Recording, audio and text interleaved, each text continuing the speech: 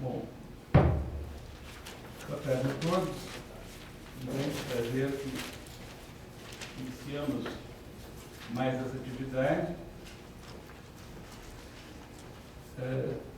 Hoje contamos com a presença do professor João Luiz Beck, tive a honra de compartilhar com ele a administração central, foi pró-reitor de planejamento, foi coordenador de pós-graduação, diretor da Escola de Administração, bolsista do CNPq, aqueles que não podem mais subir no CNPq.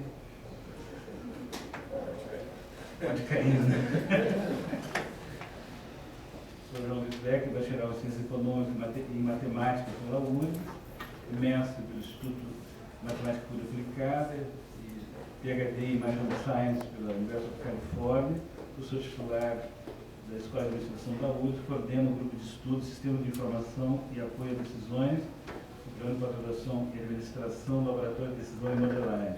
E tem trabalhado sobre sistemas de apoio à decisão, métodos quantitativos aplicados, pesquisa operacional, modelagem de sistemas complexos e impacto da tecnologia da informação. É uma grande satisfação. Eu queria antes lembrar todas as duas novas atividades do IDEA. É uma exposição da professora Anita Blume de migração judaica no Rio Grande do Sul, das colônias agrícolas, que começa de 3 a 17 de maio, de tarde, com convênio com a Federação Israelita do Instituto Marc Chagall. O nosso ciclo de cinema continua, agora com o próximo é um filme um pouco infantil, Laranja Mecânica,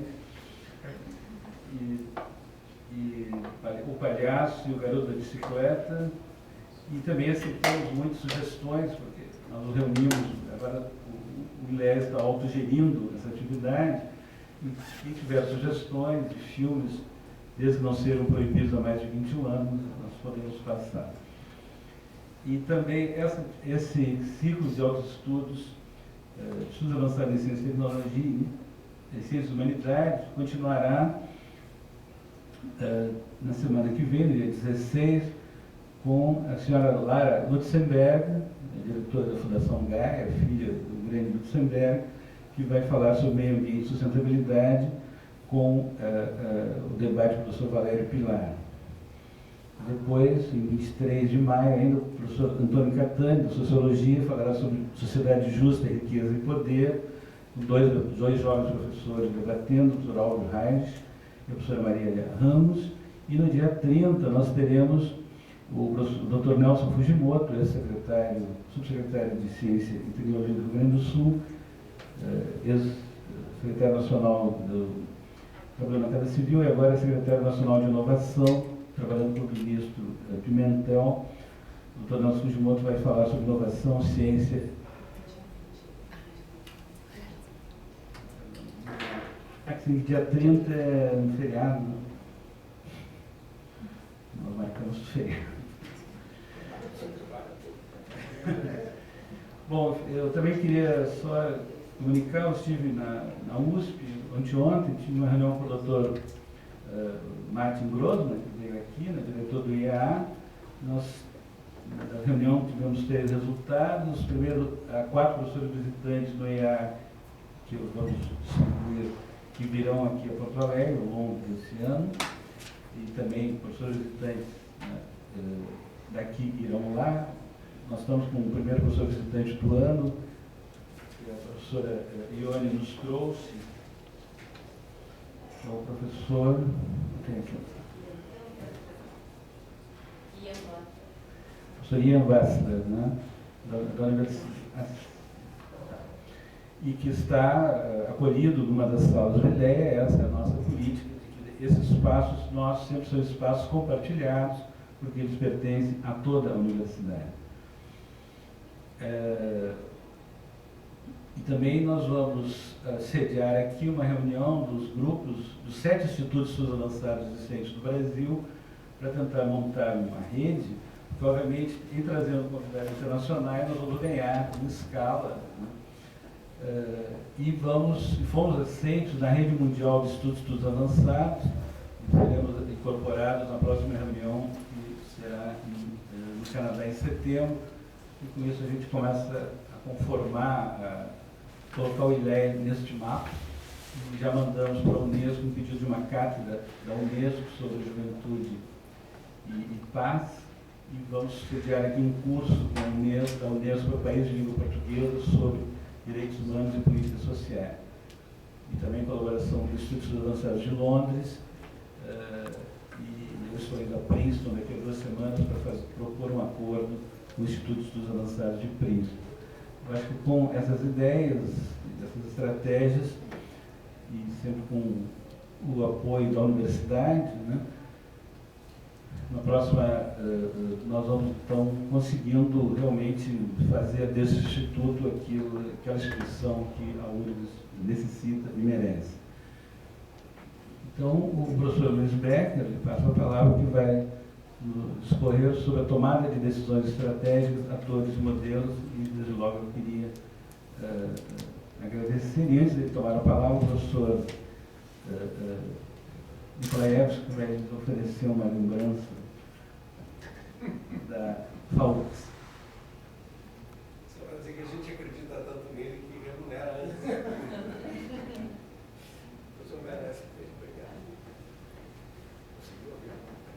Ele é o presidente do conselho da FAUX, ele já conhecia a caneta. Eu posso Professor, embora agora? No Congresso, os caras entregam certificar a participação e chegar. Professor, muito obrigado. Bom, boa tarde a todos. Você tem que ligar aqui, Zé? Boa tarde a todos. Enfim, especialmente aos meus amigos que estão aqui, os amigos de longa data, né? Companheiros de algumas jornadas aí de labuta na universidade, na administração universitária. É um enorme prazer estar aqui atendendo o convite do professor Zé Vicente para participar desse ciclo de palestras. Agradecer também a presença de dois alunos que estão lá. Não fiz claque, viu? Eles vieram. Então, e eu havia recebido, enfim, correspondência aí de 2 ou 3 pessoas interessadas, assim, que bom, vai ter pelo menos 2 pessoas lá. Mas não, com muita satisfação e muita honra, eu vejo que a plateia está, enfim, alto nível muito selecionado. Espero atender as expectativas de todos. O assunto que me cabe aqui discorrer é um assunto, claro, enviesadamente, né, interessante, porque é o que eu trabalho, né, uma das temáticas que eu trabalho, que é essa discussão e exame, né, e mais pesquisas no entorno do processo de tomada de decisões, e se colocou aqui um subtítulo Atores e Modelos para chamar a atenção que tomada de decisão está sendo aqui encarada como um processo coletivo, um processo certamente decidido individualmente, mas contemplado, né, no seu entorno, né, sociocultural, como é usual. Então eu vou passar alguns slides aqui, costumo dizer que é a bengala do professor, né, tem assim uma pauta para a discussão, mas esse conjunto de slides é meramente ilustrativo para mais ou menos nos orientar nas nossas discussões. Embora seja uma palestra, uma coisa um pouco mais formal, eu gostaria de torná-la menos formal na medida do possível. Então, se vocês, de alguma forma, sentirem-se desafiados, compelidos, né, provocados, né, por alguma observação, ou, se quiserem fazer uso da palavra, por favor, façam, que um diálogo sempre é muito melhor do que uma palestra, né, menos cansativo e mais estimulante. Então, sinta-se à vontade. Então, isso aqui é apenas um esboço, né, para direcionar a nossa apresentação, a minha apresentação e a nossa discussão. Deixa eu ver se eu entendo bem isso aqui. O primeiro elemento que que eu gostaria de trazer aqui é a ideia, quando a gente fala assim em processo decisório, né, ou em tomada de decisões, entender um contexto um pouco mais amplo em que esse processo é feito, é realizado. Não é? E eu trago aqui, claro, um viés, né, um pouco da minha formação de matemático e estatístico, não é? E um pouco da minha formação de administrador, enfim, né, não vou dizer administrador, mas de pesquisador na área de administração. Trago um pouco esse viés de um processo, né, uma série de processos, melhor dizendo, que se acompanham, né, ao longo do tempo e que, de certa forma, um depende do outro. Não é? E o processo decisório está sendo colocado ali no meio. Né? Eu estou mal enxergando isso aqui, não sei se vocês conseguem enxergar razoavelmente. Né? Um processo decisório, né, que busca uma decisão e se abastece, né, de informações. Não é? Essa informação, por sua vez, é abastecida, né, por um conjunto de dados. E a transformação desses dados em informação, nós estamos aqui privilegiando o aspecto cognitivo do processo, né? Quer dizer, olhar o dado, transformar em informação. E, ao transformar em informação, alimentar um processo decisório, alimentar uma decisão futura num processo decisório, e essa decisão também, certamente, não está no vazio. Uma decisão, uma vez tomada, ela merece ser implementada de alguma forma. O que eu estou trazendo aqui? Porque todos esses processos aqui são processos eminentemente carregados, né, de subjetividades e de intersubjetividades. Mesmo no processo de transformação, isso aqui não está muito bem, mas enfim, mesmo no processo de transformação de dados em informação, nós temos uma série de vieses, né, uma série de condicionantes, né, ou pré-condicionantes de quem está fazendo uma análise de dados e produzindo alguma informação. Há conhecimentos, há conhecimentos, há processos mentais, modelos mentais, que certamente condicionam, né, aquela informação que será produzida a partir de um conjunto de dados. Embora às vezes pareça, e às vezes alguns modelos queiram colocar isso, né, não há tanta objetividade assim no meu conjunto de dados ou na análise. Por sua vez, o processo decisório, ele também se dá por pessoas, se dá por indivíduos, não é? E que tem lá seus pré-condicionantes, que aqui eu estou colocando mais ou menos em termos mais amplos, né, seus valores, as suas ideologias, né, suas crenças, suas atitudes, etc. E em se falando do processo gerencial, que é o processo de implementação, talvez aquilo que a gente imagine, né, que a pessoa na administração, o executivo, o que ele faz é acionar coisas, né, é implementar decisões. Isso também é certamente subjugado, né, circunscrito a uma série de limitações, uma série de subjetividades. Há competências distintas, há habilidades distintas e há certamente lideranças distintas, né, e distintos líderes implementarão as mesmas decisões distintamente, uns com mais sucesso, outros com menos sucesso. Tudo isso, né, eu coloco dentro de um caldo, né, que eu estou ali colocando como um grande limitador, um grande condicionador, não vou dizer limitador, um grande condicionador das nossas ações é a nossa estrutura, não é, em que somos inseridos. Não é? Então, imaginar que um decisor no Japão, um decisor na China, vai tomar as mesmas decisões que nós tomamos aqui no Brasil é alguma coisa fora de propósito.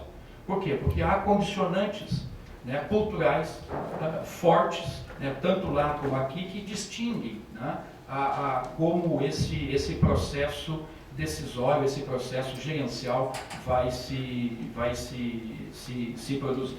Então esse é o primeiro panorama. Né? Então quando nós falamos em tomada de decisão, falamos em formulação de estratégias, nós temos que nos dar conta, em primeiro lugar, que quem faz isso são indivíduos, quem faz isso são pessoas, né, são grupos. E certamente há condicionantes que precisam ser determinados, que precisam ser bem identificados, não é? Para, ao analisar o processo, então, de tomada de decisão e de formulação de estratégias. Quando a gente entra para a questão gerencial em si, que é o processo, então, de execução, nós identificamos, evidentemente, um indivíduo, né, que vai assumir um papel preponderante. Geralmente, a gente chama ele de manager, de gerente, de executivo, não é? E Mintzberg, que é um dos gurus da administração, aliás, ele está previsto, né, daqui a uma semana ou 10 dias ele está aqui em Porto Alegre e fazer uma série de palestras. Mintzberg, já em 73, né, identificava, quando estudou esse comportamento gerencial, identificou três grandes papéis, né, pelos quais a gente reconhece gerentes. E, claro, ao estabelecer a performance desse gerente, desse executivo, nessas três dimensões, nós passamos a proceder a uma avaliação e uma segregação entre bons e maus, né, entre melhores e piores, possivelmente. Então, há um papel interpessoal colocado no colo do gerente, colocado como responsabilização do gerente. Não é? Há um papel informacional, que é decorrente, talvez, do papel na estrutura decisória, na estrutura hierárquica, na estrutura organizacional em que ele se encontra. Ele acaba desempenhando um papel informacional preponderante. Ele é o centro de uma rede, não é? E as informações fluem para ele e ele emana informações para os demais, subordinados ou não, pode ser superiores, etc. E, por último, chama a atenção o papel preponderante desse gerente, desse executivo, como um agente decisor, como alguém que precisa, evidentemente, tomar decisões. Agora, o processo decisório, o processo de tomada de decisão é uma coisa que nos inquieta a todos. E muitas vezes nós nos vemos assim, quase que paralisados em muitas situações. Quer dizer, a decisão tem que ser tomada, urge, né, os problemas estão aí, a identificação da situação está aí, e nós, às vezes, nos vemos paralisados. Decisões estratégicas, decisões mais complexas são difíceis, e a gente gosta de postergá-las, gosta de procrastinar. É um processo dentro dessa tônica aqui, um processo natural nas pessoas, né? Muitas pessoas têm muita dificuldade em decidir, em tomar a decisão. E claro, aqueles que não têm, nós esse cara aqui é o cara, né? Vamos segui-lo, vamos acabar aceitando, né, a sua liderança. Por que decisões dessa natureza são difíceis? O que nos incomoda tanto? São difíceis porque são complexas. Geralmente são complexas. Tem muitos fatores a considerar. Né? Objetivos conflitantes, né? Consequências, né? Um tanto quanto vagas, fugidias de caracterização. E essas coisas todas acabam trazendo, né, uma dimensão de complexidade ao problema. Estou falando aqui em termos gerais, né, e em termos abstratos. Né? E mais do que muitos fatores, há muitas relações entre eles, que precisam ser identificadas, precisam ser devidamente esquadrinhadas. Não é? Essencialmente, as consequências, né, das nossas decisões, as expectativas que nós temos, também tem um elemento adicional aí, que essas consequências não estão totalmente, completamente dentro do controle de quem decide. Há muitos elementos imponderáveis, há muitas coisas fora de controle. E esses elementos fora de controle acabam condicionando a percepção, né, e a devida avaliação, o devido julgamento dessas diferentes consequências. Né? Então há muita incerteza, em geral, em decisões complexas e em particular nas decisões estratégicas. Quer dizer, nem tudo está sob nosso controle. Então alguma movimentação de um grupo de pessoas, de uma empresa, de uma organização, pública ou privada, em termos de movimentação no seu entorno, não vou dizer, para a empresa a gente dizer assim, um entorno competitivo, né, provavelmente vai gerar reações dos competidores que serão adversas no processo de competição.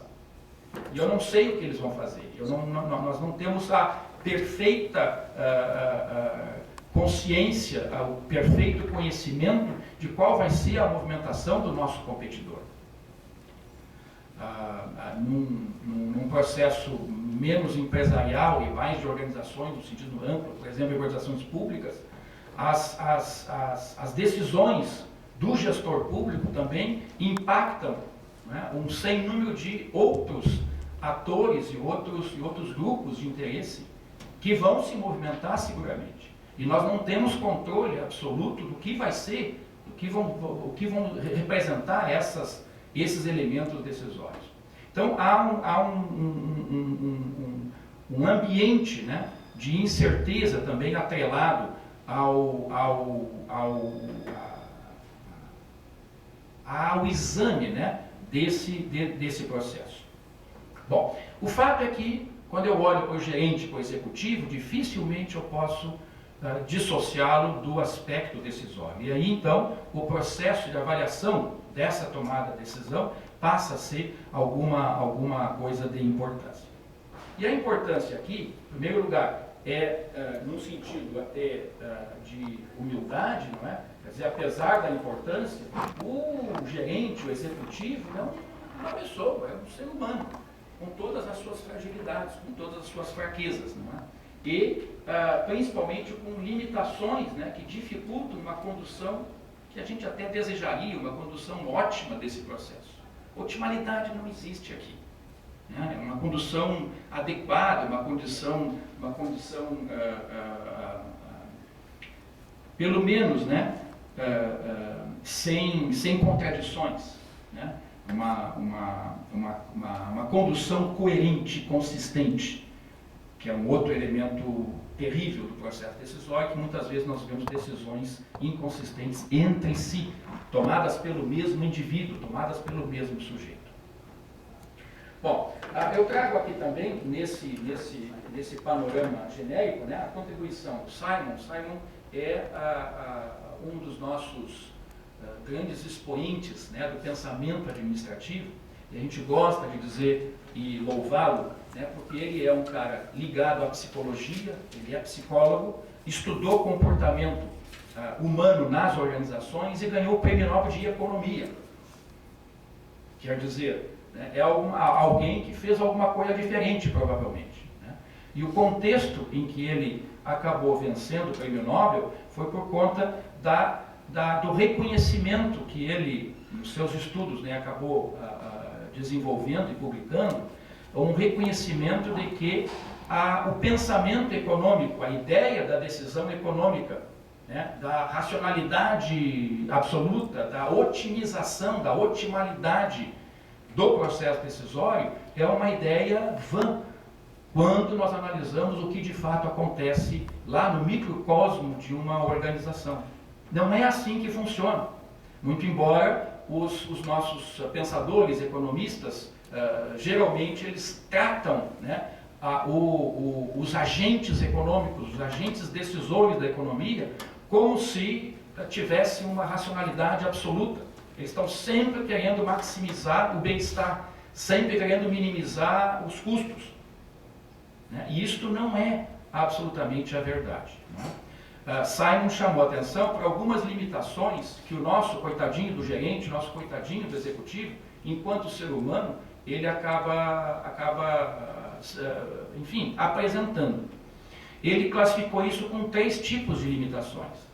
Limitações de ordem cognitiva, quer dizer, nós não temos acesso a toda a informação, não processamos a informação na velocidade talvez desejada.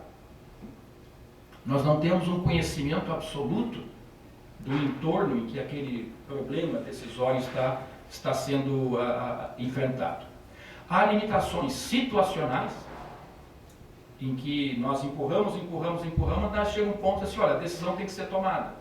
Não dá mais para empurrar, não dá mais para procrastinar. Né?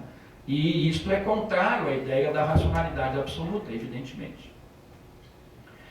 O nosso pobre gerente, né, se envolve em múltiplas atividades, e essas múltiplas atividades, todas elas estão demandando a sua atenção. Né? E limitações informacionais. Né? Nessa linha aqui, né, de que algumas informações sequer estarão disponíveis. Quer dizer, eu não tenho controle de tudo.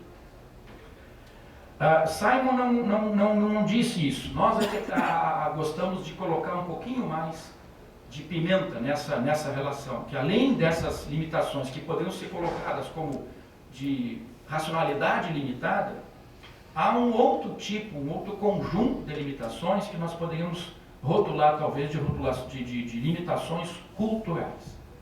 Há ideologias envolvidas. E às vezes diferentes ideologias não se conversam. E um sujeito que segue à risca determinada cartilha ideológica, ele não vê, não consegue ver. Não é que ele não queira ver, ele não consegue ver argumentos que estão contrários a esta ideologia, enfim, esposada, não é? Há valores, há crenças, né? Há todo um caldo cultural. Colocando aqui até uma provocação, há preconceitos, queiramos ou não, gostemos ou não, quer dizer, a gente gosta de dizer assim, não sou preconceituoso, quero me livrar dos preconceitos, mas nós somos preconceituosos, no bom sentido da palavra, se é que tem um bom sentido, no sentido de que a gente tem ideias preliminares quando enfrentamos um problema. Então essas limitações também são muito fortes, não é? Vocês todos sabem, né, um exemplo que eu sempre uso, né, há pessoas, né, da nosso convívio provavelmente, há pessoas que não aceitam e não permitem fazer uma transfusão de sangue numa criança, porque isso é contrário aos seus dogmas, porque a troca de sangue é alguma coisa impura e não aceita a evidência científica formado, enfim, pela comunidade médica, que está prescrevendo, olha, precisa-se fazer uma transfusão de sangue para salvar a vida desse indivíduo, desse paciente.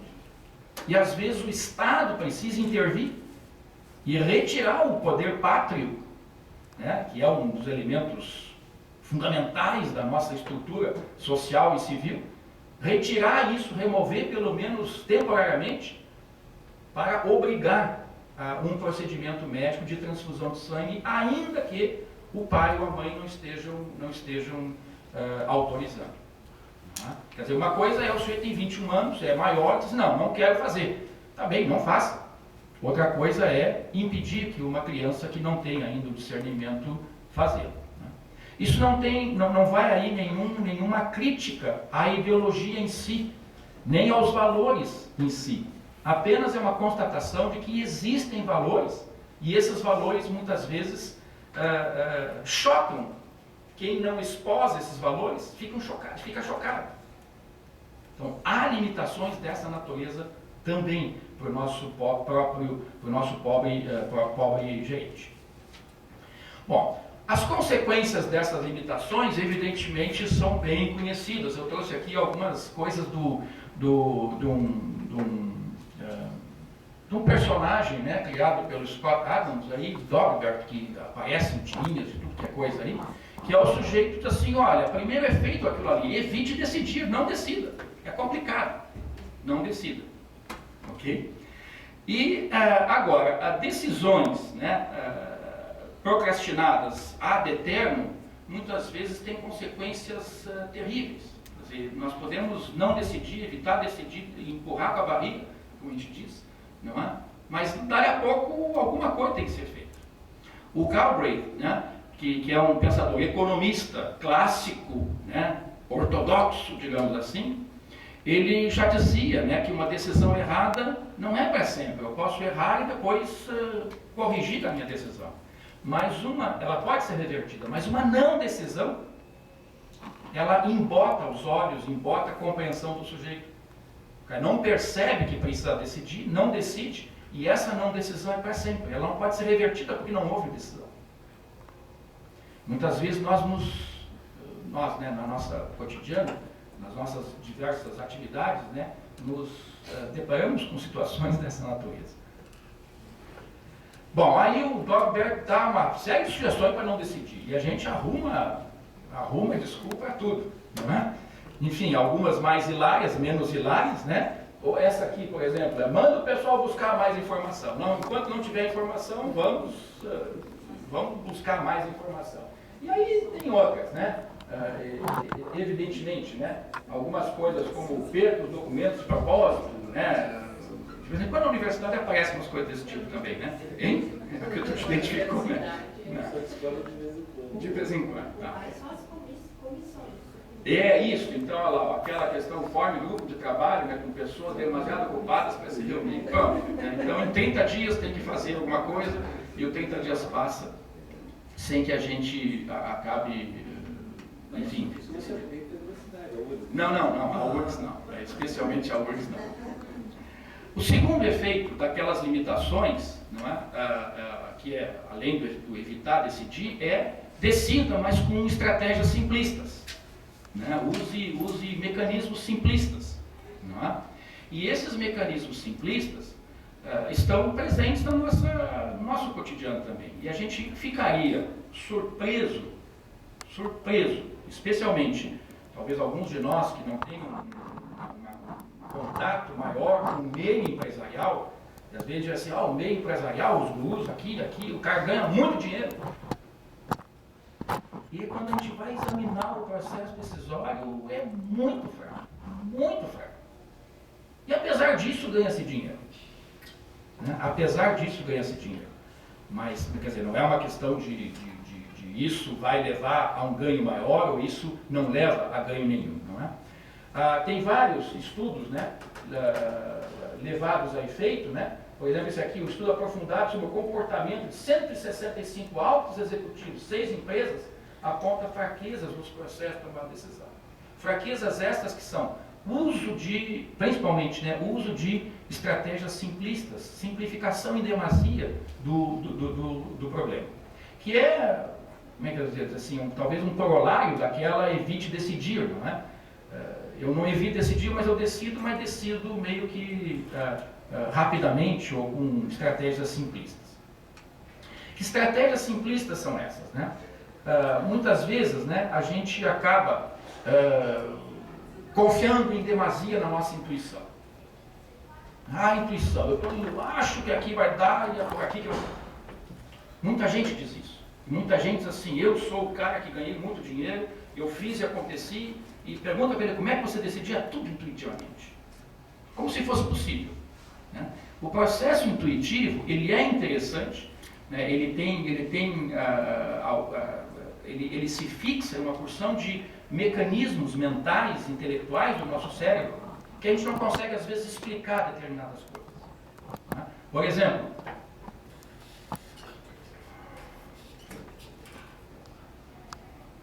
deem uma olhada nisso.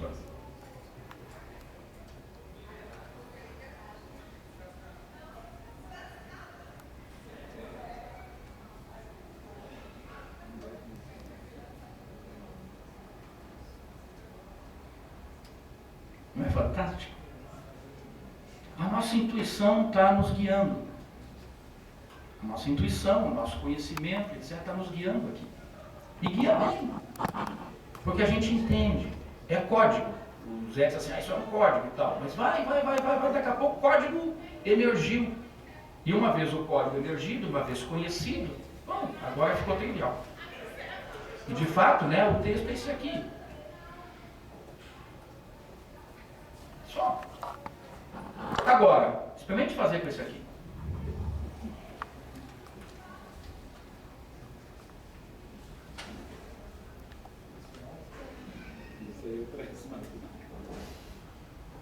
Vai bem também até certo ponto, né? Hein? Vai bem. É um texto em espanhol que foi codificado com o mesmo texto. Vai bem até certo ponto. É bem para nós aqui que falamos um pouco de portunhol, não é?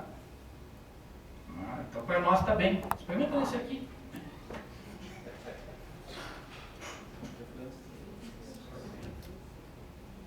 Ou experimenta nesse aqui.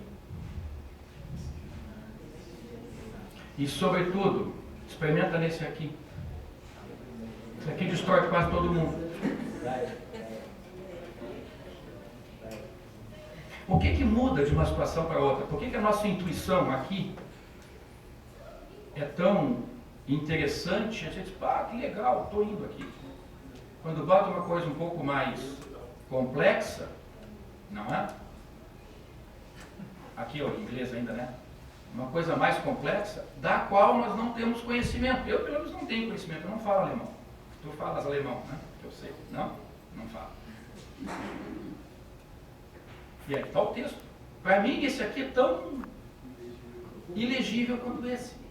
Onde está a nossa intuição a nos guiar? Bom, as pessoas que adotam o tipo de postura, né, para decisão, eu sou intuitivo, eu faço tudo, faço e aconteço. O cara não se dá conta dos perigos que ele corre. Pior, não se dá conta dos erros que comete. E como não se dá conta dos erros, isso não entra como um mecanismo de feedback. Ele não se dá conta, simplesmente. Ele vai indo ao sabor das circunstâncias. As circunstâncias, às vezes, para certas pessoas, é muito rósea. Se costuma dizer que sim, que dinheiro atrai dinheiro. E de fato, quando a gente conversa com determinadas pessoas ligadas ao mundo dos negócios executivos, você ficaria impressionado com a quantidade de projetos que caem no colo do sujeito. Cai no colo. O cara não precisa buscar. A gente tem todo um trabalho de formação de empreendedorismo, né? Formação de, ideias, planos de negócio, etc. A universidade tem até aqui incubadoras, né? Fomenta isso. No mundo todo é assim. Agora, para quem está no métier, está em operação, essas coisas ele não precisa procurar, cai no colo dele. E claro, caindo no colo em abundância, ele separa o joio do trigo e assim, é aqui que eu vou, ele vai nas boas. Ele diz processo intuitivo. Bem, o que tem a questão da intuição? A gente acredita muito em intuição, porque ela vai nos guiando, vai dando certo e tal, a gente vai tendo um feedback positivo e vai indo. Agora, a psicologia experimental mostra claramente as fraquezas e fragilidades desse processo como guiador da nossa decisão. Há muitas formas de inconsistência. Um dos psicólogos, né, talvez ganhasse o prêmio Nobel eventualmente, mas morreu em 2005 é triste, né, lembrar isso, mas ele é um dos pais, né, do que a gente hoje chama de processo decisório comportamental. Ele é um dos pais da linha, de uma corrente de pensamento em economia, por exemplo, que hoje trabalha com economia comportamental. Duas outras pessoas ganharam o prêmio Nobel sobre isso, né? Ele acabou não ganhando por outras razões, enfim, tal. Ele cunhou o termo ilusão cognitiva, que é um termo usado na psicologia em geral, na experimentação, que é a descrição de certos tipos de erros que as pessoas cometem sistematicamente. Quer dizer, não são erros, não são processados como erros. E a inspiração disso é coisa desse tipo aqui, ó. O nosso cérebro, ele é vulnerável a muitos enganos. Esse aqui é um clássico, todo mundo conhece esse, não é? Qual das duas retas, dos dois segmentos é a maior? Parece que, deve estar aparecendo para todos aí, né? Que o segmento superior é levemente maior do segmento inferior. Só porque foram colocadas duas ou três coisinhas ali. Essas duas, três coisinhas iludem o nosso sentido, iludem a nossa mente. São ilusões aqui, óticas, né? São das primeiras manifestações, quando os psicólogos, né, começaram a estudar, enfim, o comportamento da mente, né, das primeiras manifestações, olha, isso aí acontece. Pior, isso é sistemático.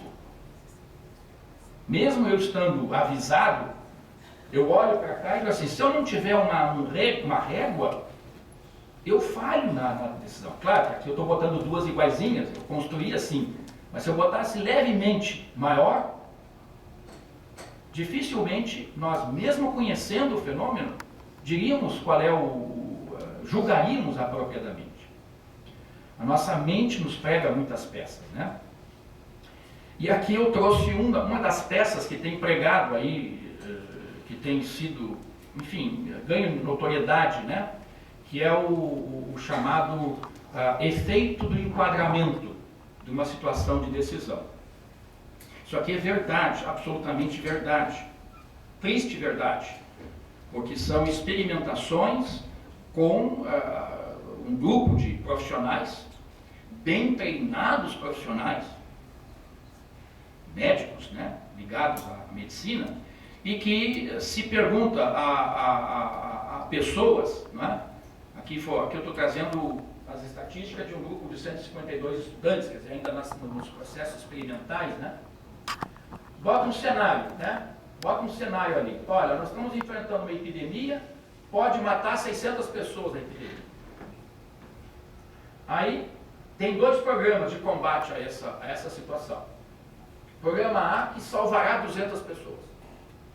Programa B, que tem probabilidade de 1/3 de salvar todas as 600 vidas, mas tem uma probabilidade de 2/3 de nenhuma vida ser salva. Pode falhar. E aí, tudo que se diz é, qual é o que vocês preferem, o que vocês recomendariam?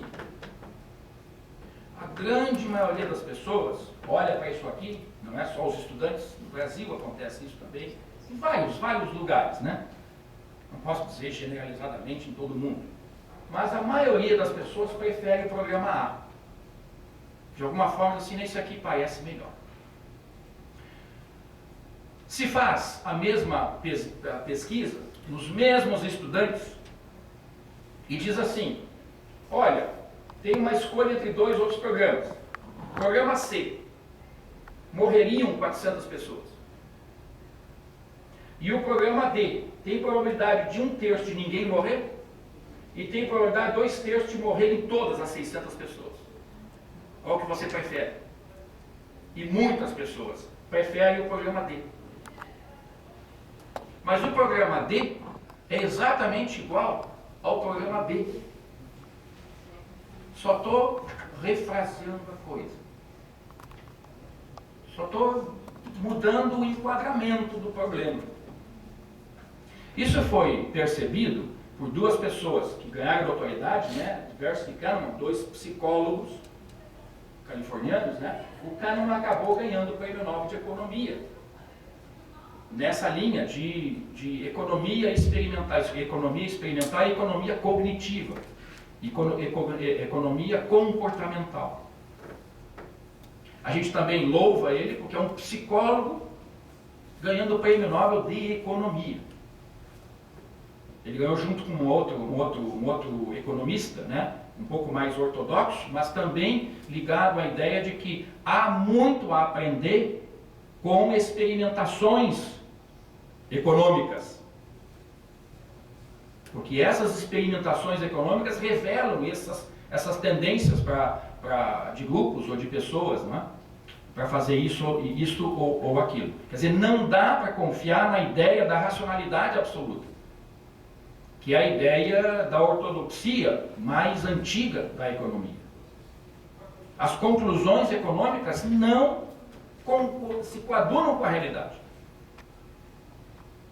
Hoje saiu na Zero Hora, não sei se vocês viram, uma coluna do Veríssimo, em que ele diz que, eventualmente, entre outras coisas que ele diz, o Veríssimo é genial, evidentemente, né? Ele diz que, eventualmente, todos os sistemas um dia nos pregarão uma peça. Alguma coisa vai falhar e nós vamos ficar à mercê disto. E ele conta, na sua maneira bem peculiar de contar contos, não é? Dá uma história de um economista que se colocou a a revisar trabalhos de outros economistas e descobriu, na alegoria do veríssimo, um erro de conta. Não é? Só olha, tem um erro de conta aqui. E publicou seus trabalhos. E ficou famoso, porque encontrou um errinho de conta ali, tipo, em vez de menos é mais, um sinalzinho desse tipo. E contrastando com 2 economistas que tinham escrito o primeiro trabalho, que disseram assim, realmente, erramos. Mas aquilo não produz efeitos. Quer dizer, o erro chamar a atenção da pequena questão técnica, né, acaba por se perder perante a enorme pressão ideológica existente e condicionando a tudo e a todos. Não importa o erro. O que importa é que a tese é essa. E vamos lá com a tese. O veio terminar a coluna diz assim, 2 mais 2 é igual a quanto? Talvez não seja igual a 4, talvez seja igual a 5, alguma coisa. Mas Kahneman então acabou chamando a atenção, né, de uma série de fenômenos que mostram consistentemente a nossa incapacidade de tomar decisões num processo intuitivo. Aí vamos então para o processo quantitativo, que muitas pessoas também caem nessa esparrela. E dizem assim, não, vamos botar aí um sistema, vamos botar aí um conjunto de pontos, alguma coisa assim. E esse também está sujeito a muitos riscos de inconsistência, principalmente porque muitas vezes nós elaboramos modelos, os modelos necessariamente têm premissas, né? Dadas essas premissas, as conclusões são as corretas, mas se as premissas não estiverem corretas, adeus tia Chica, né? Não tem, a conclusão não é válida, simplesmente não é válida, mas às vezes é uma boa conclusão. Exemplos são abundantes, não é? E a gente tende a depositar uma excessiva confiança nesses resultados obtidos pela matemática. A matemática é quase assim uma coisa divina, não é assim? Né? Eu lembro sempre os pitagóricos, né? Os pitagóricos é uma coisa, não é matemática, né? Eu também não, mas temos uma formação pelo menos, não é? E os pitagóricos ao seu tempo, ao tempo de Pitágoras, tinha uma seita que tratava os números como se divindades fossem. E contam-se várias histórias, né, dessa seita. Uma delas é que um sujeito ousou desafiar o mestre, evidenciando que raiz de 2 não era racional. E evidenciou, provou, elaborou a prova que raiz de 2 não era racional. E a seita, o dogma da seita era, todos os números são racionais. Haverá uma comensurabilidade de todas as coisas. Esse é o dogma. E o sujeito evidenciou que o raiz de 2 não poderia ser racional. Uma prova por absurdo. Ele foi levando o raciocínio e disse, olha, por absurdo isso aqui não pode ser racional. Não há racional para expressar a religião. Dizem que o cara foi jogado ao mar, né? Porque ousou revelar, desafiar, né, o dogma existente. Então a gente tende a depositar um poder excessivo dos números. A gente até faz numerologia, gente. Não fazemos isso? Não existe isso? E tem pessoas que acreditam. Claro, não é uma crítica aqui à crença pela crença. Não é? Não estou de longe, né, fazendo, enfim, julgamentos, né, morais. Só estou dizendo que são coisas tão absurdas ao nosso pensamento e coexistem com todas as coisas. Tem astrologia até hoje. Por mais que a ciência avance e evidencie coisas, tem gente que acredita nos astros. E há executivos que tomam decisões com base nisso. Acreditem, há executivos que fazem isso. Então, evidentemente, né, muitas vezes dá. Quer dizer que não dê. Como eu estou dizendo, né, os projetos caem no colo de certas pessoas. E aí, bom, separa daqui, separa de lá, elimina aqui, vai nas boas. Quando eu vou nas boas, quando eu tenho escolhas, né, esse é um elemento importante. Olha aqui, isso aqui é muito comum de acontecer nas nossas organizações. Eu tenho que selecionar 4 alternativas, né, proposta A, B e C, e tem vários critérios de julgamento. E claro, como vários critérios, há critérios conflitantes aí. Né? Nem todas as alternativas são melhores em todos os critérios. E digamos que eu estabeleça aqui uma espécie assim de ranking. Né? Olha, a proposta A é a melhor no critério 1. Mas a proposta A é a pior colocada no critério 2. No critério 2, a melhor é a proposta B, que é segundo colocado no critério 1. É fácil fazer isso aqui, não é uma exigência cognitiva muito grande, colocar as coisas, olha, essa é preferível do que aquela outra, a outra é preferível do que a quarta, do que a terceira do que a quarta. Não é muito complicado fazer isso. É natural, a gente faz isso corriqueiramente. Mas o problema aqui é o conflito entre os critérios. Os critérios são de natureza distinta. O que é melhor? É o menos custoso? Projeto menos custoso? Ou o projeto mais eficaz? Às vezes o mais eficaz não é o menos custoso. Se eu cortar para um ambiente empresarial, o que é melhor? Alargar a nossa base de clientela, mesmo que o lucro provisoriamente seja um pouquinho mais reduzido? Talvez o sujeito opte por alargar a base da clientela, que vai lhe render benefícios no futuro. Então, bota o critério de custos, bota o critério de benefícios não tão atrelados à questão econômica, pode ser que uma alternativa seja melhor num critério e pior na outra, como aqui eu estou demonstrando. Então, uma regrinha de avaliação quantitativa